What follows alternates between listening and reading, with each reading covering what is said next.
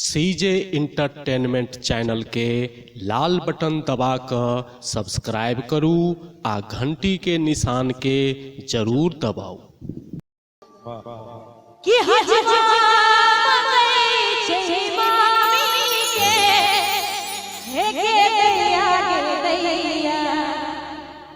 कि मामी बिना मामा रहते हो ना के दैया के दैया मामी बिना मामा रहते हो ना के दैया के दैया अजमा मई जय मामी के दैया के दैया अजमा मई जय मामी के दैया के दैया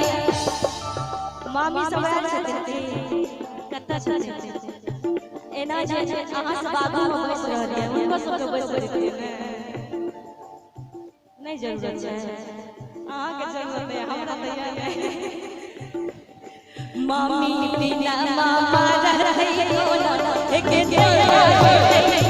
मामी बिना मामा रहते हो ना के दैया के दैया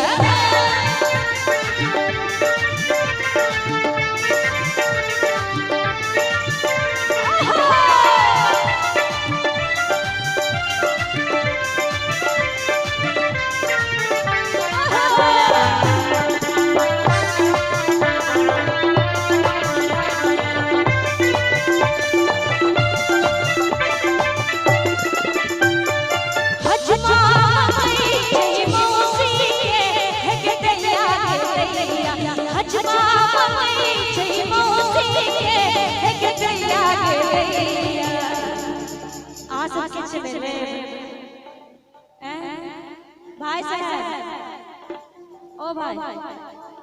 आहा किछ नै कांता बड़ संतोष होला लेबे कर चाहत नहीं दता जरूर का अच्छा इनका तो देखिए कि हजमा छै मौसी के हे दैया के दैया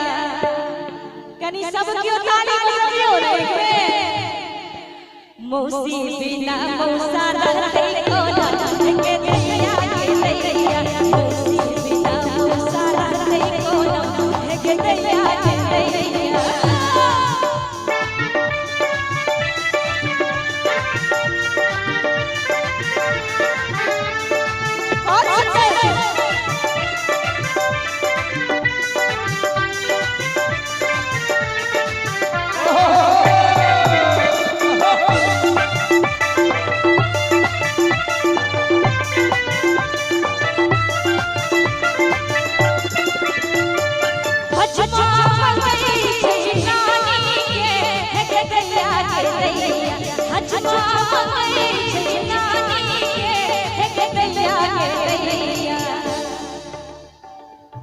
इनका मुंह पर विपत पड़ गया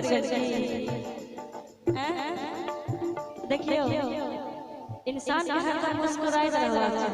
भाई साहब सबते हंसे छथि अहाँ के लगे आ इनका फोने से छुट्टी एते छोट फोन ऊपर से कि हजमा